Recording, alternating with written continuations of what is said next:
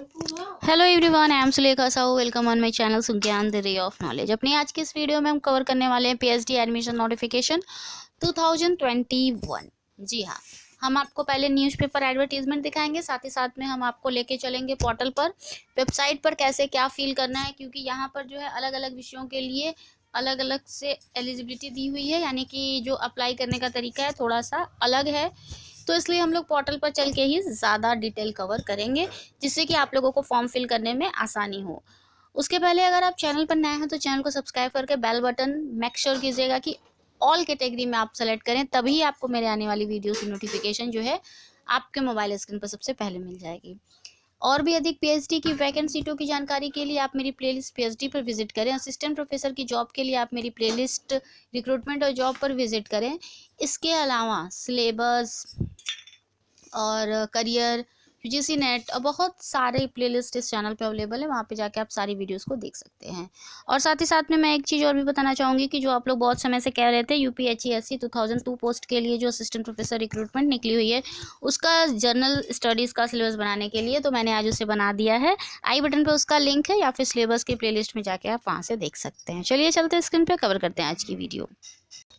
तो हम स्क्रीन पर आ चुके हैं और आप देख रहे हैं ये वैकेंसी है भारतीय विज्ञान शिक्षा एवं अनुसंधान संस्थान भोपाल से, Indian Institute of Science Education and Research Bhopal. Admission for academic year 21-22, right. Application are invited for semester commencing from August 21, right. PhD programme discipline biology science, chemistry engineering, chemistry earth environmental science, economic science, electrical engineering, computer science, humanities and social science, English, philosophy and linguistics, mathematics and physics. Detail of qualification, eligibility, application form and application procedure are available on www.iiserb.ac.in/doaa/phd। Integrated PhD programme भी है यहाँ पर दोस्तों। Discipline chemistry, mathematics and physics. Details of qualification, eligibility, application form and application procedure are available on www.iiserb.ac.in/doaa/iphd admission, right. Admission date for submission of application, last date of 5 April 21, ठीक है। तो यहाँ पे 5 अप्रैल आखिरी तिथि है फॉर्म भरने की। Revise date if any shall be notified on the institute website. अगर जो है कि फिर से कोई तिथि में परिवर्तन होता है या फिर संशोधन होता है तो ये आपको नोटिफाई कर देंगे अपनी वेबसाइट पर, ठीक है दोस्तों। चलिए हम चलते हैं वेबसाइट पर। हम यहाँ पे गूगल पर हैं और यहाँ पर आपको लिख देना है सिर्फ iiserb.ac.in/phd। तो आपके पास एक ऐसा क्लिक करेगा, यही जो आपके सामने फ्लैश कर रहा है इसे ही आपको क्लिक कर देना है। देन आप आ जाएंगे यहाँ पर पीएचडी में डायरेक्ट, ठीक है। और उसके बाद आप यहाँ पर देख सकते हैं ये सारी मैंने आपको अभी ही बताई है, उसमें दिया हुआ था न्यूज़पेपर एडवर्टीजमेंट में कि किस किस में मतलब डिसिप्लिन में यहाँ पर वैकेंसी है, ठीक है दोस्तों। एप्लीकेशन प्रोसीजर की बात करते हैं तो notice for admission to the PhD programme to submit the online PhD application for biological sciences, please click here. To submit the online PhD application for chemical engineering, to submit the online PhD application for chemistry, please click here. तो आप यहाँ पे देख सकते हैं to submit the online PhD application for economics science, to submit the online PhD application for electrical engineering and computer science, please click. To submit the online PhD application for humanities, to submit the online PhD application for mathematics। अब यहाँ पर अगर आप research area देखते हैं तो दोस्तों यहाँ पे देखिए biological sciences, chemical engineering, chemistry और साइंस। तो यहाँ पे जो मेन चीज़ है वहाँ पे ये देखिए, अगर आप इस बायोलॉजिकल साइंस को यहाँ पे जो है टैप करते हैं इस ऑप्शन को, तो यहाँ पे आपको दिखाई पड़ेगा department of biological science. Eligibility देखिए दोस्तों यहाँ पर दी हुई है। तो मेरे बताने का और समझाने का सिर्फ और सिर्फ मात्र इतना मकसद है कि जिस भी विषय में आप अप्लाई करना चाहते हैं सबसे पहले उससे संबंधित जो है एलिजिबिलिटी देखें। और एक चीज़, बहुत सारे स्टूडेंट्स ये जो कमेंट करते हैं कि मेरा इस सब्जेक्ट से है कि तो और वैकेंसी उस सब्जेक्ट में है तो क्या मैं अप्लाई कर सकती हूँ? इसके लिए सिर्फ और सिर्फ आपके पास एक ही समाधान होता है। देखिए, हर इंस्टीट्यूट कॉलेज के नियम अलग होते हैं, आप अपने हिसाब से या मेरे हिसाब से नहीं चल सकता है, ठीक है, इतने सारे विषय होते हैं।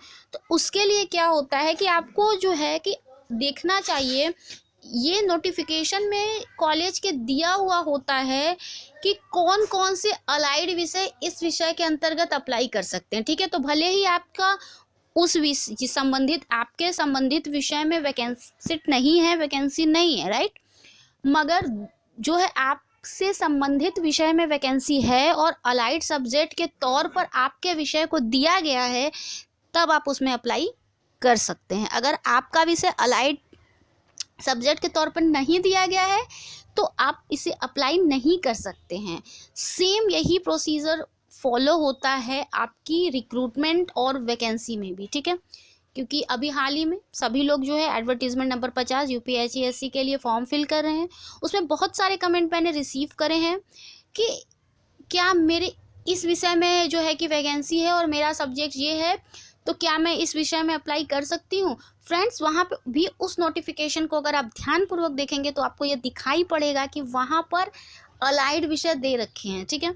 तो आप उन अलाइड विषयों में से देखें कि क्या आपका विषय जिस सब्जेक्ट में वैकेंसी है उसमें आपके विषय को अलाइड में रखा गया है। अगर हाँ रखा गया है तो जी हाँ, आप अप्लाई कर सकते हैं। फिर वो चाहे पीएचडी के लिए हो, चाहे वो असिस्टेंट प्रोफेसर की रिक्रूटमेंट के लिए हो, आप अप्लाई कर सकते हैं, मगर अलाइड में आपके विषय को रखा जाना ज़रूरी होता है, ठीक है। तो इसी तरह से आप निर्धारित कर पाएंगे कि अलाइड में आपका विषय है या नहीं है। ये बहुत ही ज़रूरी फैक्टर है, बहुत ही ज़रूरी तथ्य है, फैक्ट है, जिसे कि आपको ध्यान में रखना होता है, ठीक है। और अगर आप मेरी इस बात को आज सुन रहे हैं तो अब आप खुद ही जब भी नोटिफिकेशन आएगा आप स्वयं देख लेंगे कि अलाइड में क्या आपका विषय है। अगर है तो आप स्वयं फाइंड आउट कर पाएंगे, ठीक है। यहाँ पे आप देख सकते हैं कि सारी डिटेल यहाँ पर दी हुई है। तो इसी तरह आपको जिस सब्जेक्ट में दोस्तों अप्लाई करना है उस सब्जेक्ट का आप देख लीजिए। मान लीजिए इकोनॉमिक साइंस को आप टैप करेंगे, क्लिक करेंगे तो ये ओपन हो जाएगा, ठीक है। तो इसी तरह जिस भी डिसिप्लिन में आपको अप्लाई करना है आप देख लें, ठीक है। अब यहाँ पर देखिए सिलेक्शन प्रोसीजर है। Short listed candidate will be call for an interview. जो भी शॉर्ट लिस्ट होंगे उन्हें कॉल किया जाएगा इंटरव्यू के लिए। Date of interview will be communicated to shortlisted candidate by email, ठीक है। जो डेट ऑफ इंटरव्यू होगा शॉर्ट लिस्टेड का वो ईमेल के माध्यम से बताया जाएगा, ठीक है। The same will be available on the institute website, और वही सेम टू सेम आपके इंस्टीट्यूट वेबसाइट पर भी होगा। TA will be paid to SC ST PD candidate. यहाँ पे टीए दिया जाएगा मगर सिर्फ और सिर्फ SC ST और PD कैंडिडेट्स को अपीयरिंग फॉर इंटरव्यू में उपस्थित होने के लिए as per the government of India norms, ठीक है, भारतीय सरकार के रूल के हिसाब से। इंपॉर्टेंट डेट्स की जैसे बात करें, अभी मैंने न्यूज़पेपर एडवर्टीजमेंट में वीडियो के स्टार्टिंग में बताया था, बट फिर से एक बार बता देती हूँ। 5 April 2021 last date for receiving online application. Other relevant dates will be announced in a due course of time. जो और भी अदर संबंधित तिथियां हैं उनको अनाउंस किया जाएगा कोर्स ऑफ टाइम, ठीक है, due to course of time. और अगर 29/2021 Thursday registration for the PhD programme, right. Contact information आप देख लें फॉर एनी फर्दर क्वेरी। आप यहाँ पे कॉल नहीं कर सकते हैं फ्रेंड्स, यहाँ पे लिखा हुआ no for calls will be entertain, queries will be entertain on the above mention email only. केवल आपको ईमेल की सुविधा दी गई है। एज लिमिट यहाँ पर देख ले फ्रेंड्स, यहाँ पर लिखा है preferably not more than 28 years. Age relaxation of 3 years will be given for OBC non creamy layer and 5 years for SC ST PD female applicant, ठीक है। तो यहाँ पर 5 साल का रिलैक्सेशन दिया गया है SC ST PD और फीमेल कैंडिडेट्स को, और उसके अलावा 3 साल का रिजर्वेशन आपको दिया गया है, रिलैक्सेशन दिया गया है OBC के लिए जो कि नॉन क्रीमी लेयर वाले हैं, राइट।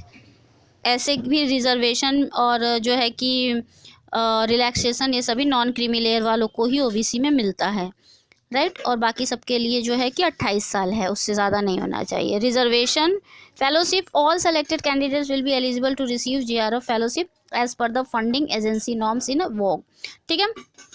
तो यहाँ पर सभी लोगों जो एलिजिबल योग्य होंगे, ठीक है, उन्हें फेलोशिप दिया जाएगा। All selected candidates will be eligible to receive JRF fellowship, ठीक है। तो जितने भी लोग सेलेक्टेड होंगे वो योग्य होंगे JRF फेलोशिप के लिए as per funding agency norms in vogue, ठीक है। यहाँ पे देखिए हो, अब यहाँ पे आप देख लीजिए, अगर आप देखना चाहते हैं और भी डिटेल तो जनरल इंफॉर्मेशन फॉर कैंडिडेट्स,